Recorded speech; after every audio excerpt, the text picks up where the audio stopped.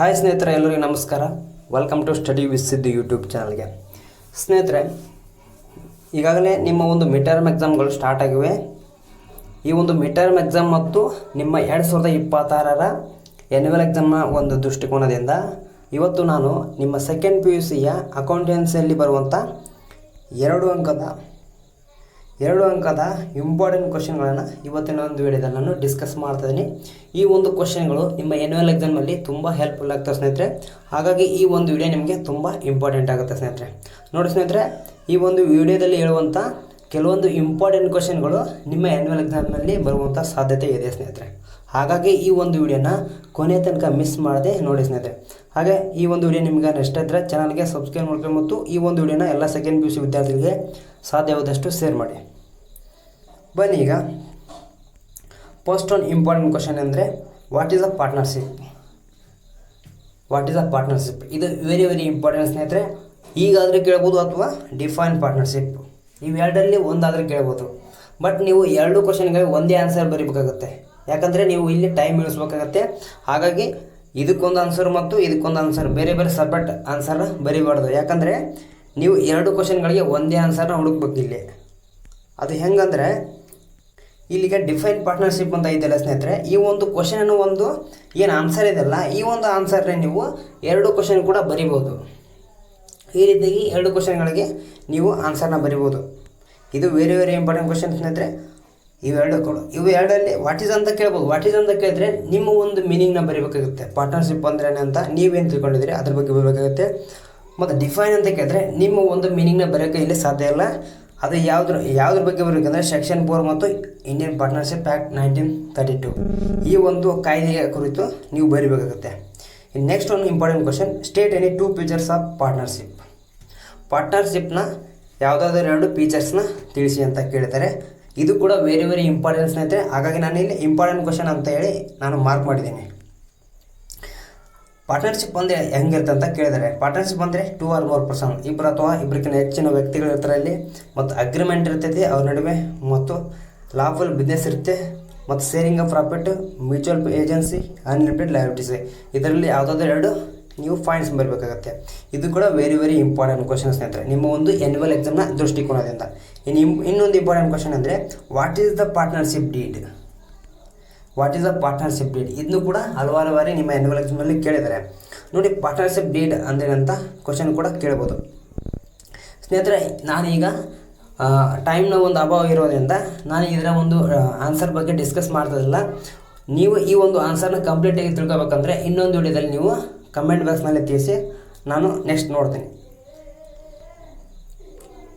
ಇನ್ನು ನೆಕ್ಸ್ಟ್ ಒಂದು important question ಅಂದರೆ what are the methods maintaining of capital account of the partner capital ಅಕೌಂಟ್ನ maintain ಮಾಡೋದಕ್ಕೆ ಯಾವ ಒಂದು ಮೆಥಡ್ನ ಯೂಸ್ ಮಾಡ್ತೀವಿ ಅಂತ ಕೇಳಿದರೆ, ಫಸ್ಟ್ ಒಂದು ಮೆಥಡ್ ಯಾವುದಂದರೆ ಫಿಕ್ಸ್ಡ್ ಕ್ಯಾಪಿಟಲ್ ಮೆಥಡ್ನ ಯೂಸ್ ಮಾಡ್ತೀವಿ. ಅದಾದ ನಂತರ ಫ್ಲಕ್ಚುಯೇಟಿಂಗ್ ಕ್ಯಾಪಿಟಲ್ ಮೆಥಡ್ನ ಯೂಸ್ ಮಾಡ್ತೀವಿ. ಇದು ಕೂಡ ವೆರಿ ಇಂಪಾರ್ಟೆಂಟ್ ಕ್ವಶನ್ ಸ್ನೇಹಿತರೆ. Next one, what is a fixed capital method. ಇಲ್ಲಿ ಫಿಕ್ಸ್ಡ್ ಕ್ಯಾಪಿಟಲ್ ಮೆಥಡ್ ಅಂದ್ರೆ ಅಂತ ಕೇಳಿದ್ರೆ ಈ ಒಂದು ಕ್ವಶನಲ್ಲ ನಿಮಗೆ ಆನ್ಸರ್ ಇದೆ. ಏನಂದರೆ ಏನು ಪಾರ್ಟ್ನರ್ನ ಕ್ಯಾಪಿಟಲ್ಲು ವರ್ಷದಿಂದ ವರ್ಷಕ್ಕೆ ಅದು ಚೇಂಜ್ ಆಗೋದಿಲ್ಲ. ಅಥವಾ ಅವನು ಈ ವರ್ಷ 1 ಲಕ್ಷ ಇನ್ವೆಸ್ಟ್ ಮಾಡಿದೆ ಅಂದರೆ ಮುಂದೆ ವರ್ಷ ಕೂಡ 1 ಲಕ್ಷನೇ ಇರ್ತೈತಿ ಅವನ ಕ್ಯಾಪಿಟಲ್. ಅದನ್ನು ನಾವೇನಂತೀವಿ ಫಿಕ್ಸ್ಡ್ ಕ್ಯಾಪಿಟಲ್ ಮೆಥಡ್ ಅಂತ ಕರಿತೀವಿ. ಇದನ್ನು ಕೂಡ ವೆರಿ ಇಂಪಾರ್ಟೆಂಟ್ ಸ್ನೇಹಿತರೆ ಕ್ವಶನ್ 2 ಮಾರ್ಕ್ಸ್ಗೆ. ನೆಕ್ಸ್ಟ್ ಒಂದು important question, what is the fluctuating capital method. ಇದರ ಒಂದು ಅಪೋಸಿಟ್ ಇದು. ಏನು ಫಿಕ್ಸ್ಡ್ ಕ್ಯಾಪಿಟಲ್ ಮೆಥಡ್ ಇದಲ್ಲ, ಈ ಒಂದು ಮೆಥಡ್ನ ಒಂದು ಅಪೋಸಿಟೇ ಫ್ಲಕ್ಚುಯೇಟಿಂಗ್ ಕ್ಯಾಪಿಟಲ್ ಮೆಥಡ್. ಫ್ಲಕ್ಚುಯೇಟಿಂಗ್ ಅಂದರೆ ಬದಲಾವಣೆ ಆಗ್ತಾ ಇರುತ್ತೆ. ಏನು ಕ್ಯಾಪಿಟಲ್ನ ಪಾರ್ಟ್ನರ್ ಒಂದು ಕ್ಯಾಪಿಟಲ್ ಏನಿರ್ತೈತಲ್ಲ, ಆ ಒಂದು ಕ್ಯಾಪಿಟಲ್ಲು ವರ್ಷದಿಂದ ವರ್ಷಕ್ಕೆ ಚೇಂಜಸ್ ಆಗ್ತಾ ಇರ್ತೈತೆ. ಅದನ್ನೇ ಇಲ್ಲಿ ಹೇಳಿದರೆ, under this method capital of the partner R change from 1 year to another. ಒಂದು ವರ್ಷದಿಂದ ಇನ್ನೊಂದು ವರ್ಷಕ್ಕೆ ಪಾರ್ಟ್ನರ್ನ ಕ್ಯಾಪಿಟಲ್ಲು ಚೇಂಜ್ ಆಗ್ತಾ ಇರುತ್ತೆ. ಅದನ್ನು ನಾವು ಫ್ಲಕ್ಚುಯೇಟಿಂಗ್ ಕ್ಯಾಪಿಟಲ್ ಮೆಥಡ್ ಅಂತ ಕರಿತೀವಿ. ನೆಕ್ಸ್ಟ್ ಒಂದು ಇಂಪಾರ್ಟೆಂಟ್ ಕ್ವಶನ್,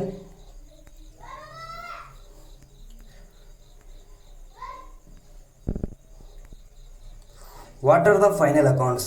ಇಲ್ಲಿ ಅವರು ಮೀನಿಂಗ್ ಕೇಳಿಲ್ಲ, ಫೈನಲ್ ಅಕೌಂಟ್ಸು ಯಾವುವು ಅಂತ ಕೇಳಿದ್ದಾರೆ. ಫೈನಲ್ ಅಕೌಂಟ್ಸ್ ಅಂದರೆ trading and profit and loss account, balance sheet, revenue and expenditure, cash flow, ಈ ರೀತಿಯಾಗಿ ಕೆಲವೊಂದು ಫೈನಲ್ ಅಕೌಂಟ್ಸ್ ಇದ್ದಾವೆ. ಅದರಲ್ಲಿ ನೀವು ಯಾವುದಾದ್ರೂ 2 ಅಥವಾ 3 ಬರೆದ್ರೆ ಸಾಕು.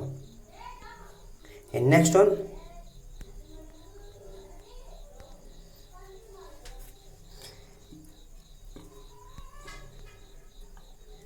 Name any two methods of calculation of interest on drawings. ಅಂದರೆ ಇಂಟ್ರೆಸ್ಟ್ ಆನ್ ಡ್ರಾಯಿಂಗ್ಸ್ನ ಕ್ಯಾಲ್ಕುಲೇಷನ್ ಮಾಡೋಕ್ಕೆ ಯಾವುದಾದ್ರೂ 2 ಮೆಥಡ್ನ ತಿಳಿಸಿ ಅಂತ ಕೇಳಿದ್ರೆ ಅವು ಯಾವ ಒಂದು ಮೆಥಡ್ ಅಂದರೆ, ಫಸ್ಟ್ ಒಂದು simple interest method, next product method. ನಾವು ಜಾಸ್ತಿ ಅದರಲ್ಲಿ ಮಾಡ್ತೀವಿ ಅಂದರೆ ಪ್ರಾಡಕ್ಟ್ ಮೆಥಡಲ್ಲಿ ನಾವು ಏನು ಇಂಟ್ರೆಸ್ಟ್ ಆನ್ ಡ್ರಾಯಿಂಗ್ಸ್ನ ನಾವು ಕ್ಯಾಲ್ಕುಲೇಷನ್ ಮಾಡ್ತೀವಿ. ಇದು ಕೂಡ ವೆರಿ ವೆರಿ ಇಂಪಾರ್ಟೆಂಟ್ ಸ್ನೇಹಿತರೆ, ಇಂಪಾರ್ಟೆಂಟ್ ಕ್ವಶನ್. ನೆಕ್ಸ್ಟ್ ಒನ್,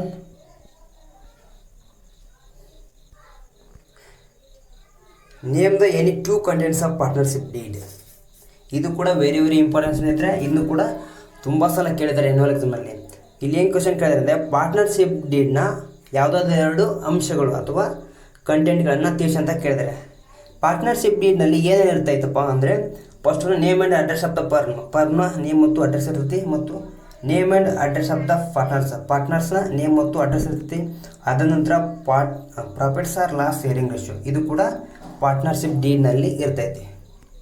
ಇವು ಪಾರ್ಟ್ನರ್ಶಿಪ್ ಡೀಡ್ನ ಕಂಟೆಂಟ್ಸ್. ನೆಕ್ಸ್ಟ್ ಇಂಪಾರ್ಟೆಂಟ್ ಕ್ವಶನ್,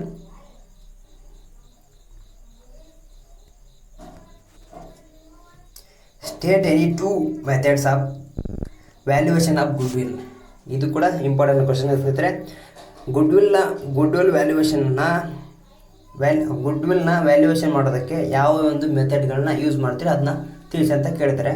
ಅದಕ್ಕೆ ಯಾವ ಒಂದು ಮೆಥಡ್ನ ಯೂಸ್ ಮಾಡ್ತೀವಿ ಗುಡ್ವಿಲ್ನ ಅಳೆಯೋದಕ್ಕೆ ಅಂದರೆ, ಎವರೇಜ್ ಪ್ರಾಫಿಟ್ ಮೆಥಡ್ನ ಯೂಸ್ ಮಾಡ್ತೀವಿ, ಅದಾದ ನಂತರ ಸೂಪರ್ ಪ್ರಾಫಿಟ್ ಮೆಥಡ್ನ ಯೂಸ್ ಮಾಡ್ತೀವಿ, ಅದಾದ ನಂತರ ಕ್ಯಾಪಿಟಲೈಸ್ ಮೆಥಡ್ನ ಯೂಸ್ ಮಾಡ್ತೀವಿ. ಈ 3 ಮೆಥಡ್ನ ಗುಡ್ವಿಲ್ನ ವ್ಯಾಲ್ಯೂಯೇಷನ್ನ ಅಳತೆ ಮಾಡೋಕ್ಕೆ ನಾವು ಯೂಸ್ ಮಾಡ್ತೀವಿ.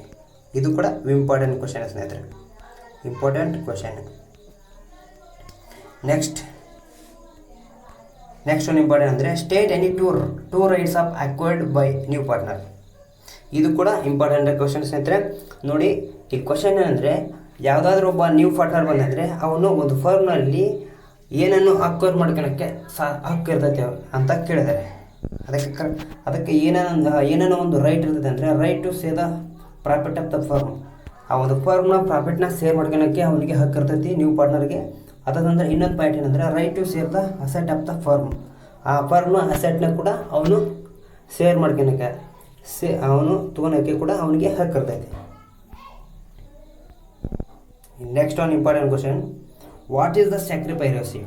ಇದು ಕೂಡ ವೆರಿ ವೆರಿ ಇಂಪಾರ್ಟೆಂಟ್ ಸ್ನೇಹಿತರೆ. ಇಲ್ಲಿ ಈ ಒಂದು ಕ್ವಶನಲ್ಲೇ ನಿಮಗೆ ಆನ್ಸರ್ ಇದೆ. ಸ್ಯಾಕ್ರಿಫೈಸ್ ರೇಷಿಯೋ ಅಂದರೆ ಅಂತ ಕೇಳಿದ್ದಾರೆ. ಸ್ಯಾಕ್ರಿಫೈಸ್ ರೇಷಿಯೋ ಅಂದರೆ, sacrifice ratio is the ratio in which the old partners surrendered a part of their share of profit to the new partner on the his admission. ಅಂದರೆ sacrifice ratio ಅಂದರೆ ಸ್ನೇಹಿತರೆ, ಈಗ ಯಾವುದಾದ್ರೂ ಒಬ್ಬ ನ್ಯೂ ಪಾರ್ಟ್ನರ್ ಬಂದಾಗ existent partners ಅಂದರೆ ಈಗಾಗಲೇ ಬಿಸ್ನೆಸ್ನಲ್ಲಿ ಇರುವಂಥ ಪಾರ್ಟ್ನರ್ಸು ಆ ಒಂದು ನ್ಯೂ ಪಾರ್ಟ್ನರ್ಗೆ ತಮ್ಮ ಭಾಗದಲ್ಲಿ ಕೆಲವೊಂದಿಷ್ಟು ಪ್ರಾಫಿಟ್ನ ಅವರು ಬಿಟ್ಟು ಕೊಡ್ತಾರೆ. ಅದನ್ನೇನಂತೀವಿ ನಾವು ಸ್ಯಾಕ್ರಿಫೈಸ್ ರೇಷಿಯೋ ಅಂತ ಕರಿತೀವಿ. ಇದು ಕೂಡ ವೆರಿ ವೆರಿ ಇಂಪಾರ್ಟೆಂಟ್ ಕ್ವಶನ್ ಸ್ನೇಹಿತರೆ. ಈ ಒಂದು ಸ್ಯಾಕ್ರಿಫೈಸ್ ರೇಷಿಯೋ ಒಂದು ಫಾರ್ಮುಲಾ ಏನಂದರೆ, sacrifice ratio is equal to old ratio minus new ratio. ಇದು ಫಾರ್ಮುಲಾ ಸ್ನೇಹಿತರೆ. ಇಷ್ಟು ನಿಮಗೆ ಎನ್ಯುವಲ್ ಎಕ್ಸಾಮಲ್ಲಿ ತುಂಬ ಇಂಪಾರ್ಟೆಂಟಾಗಿ 2 ಮಾರ್ಕ್ಸ್ ಕೇಳುವಂಥ ಕ್ವಶನ್ಗಳಾಗಿವೆ. ಇನ್ನೂ ಕೆಲವು ಕ್ವಶನ್ಗಳಿವೆ, ಆದರೆ ಟೈಮ್ ಜಾಸ್ತಿ ಆಗೋದ್ರಿಂದ ಈ ಒಂದು ವಿಡಿಯೋನ ಇಲ್ಲಿಗೆ ಎಂಡ್ ಮಾಡ್ತಾಯಿದ್ದೀನಿ. ಈ ಒಂದು ವಿಡಿಯೋ ನಿಮಗೆ ಏನಾದರೂ ಇಷ್ಟ ಆಗಿದ್ದರೆ ಚಾನಲ್ಗೆ ಸಬ್ಸ್ಕ್ರೈಬ್ ಮಾಡ್ಕೊಂಡು ಮತ್ತು ಈ ಒಂದು ವಿಡಿಯೋನ ಎಲ್ಲ ಸೆಕೆಂಡ್ PUC ವಿದ್ಯಾರ್ಥಿಗಳಿಗೆ ಸಾಧ್ಯವಾದಷ್ಟು ಶೇರ್ ಮಾಡಿ. ಧನ್ಯವಾದಗಳು.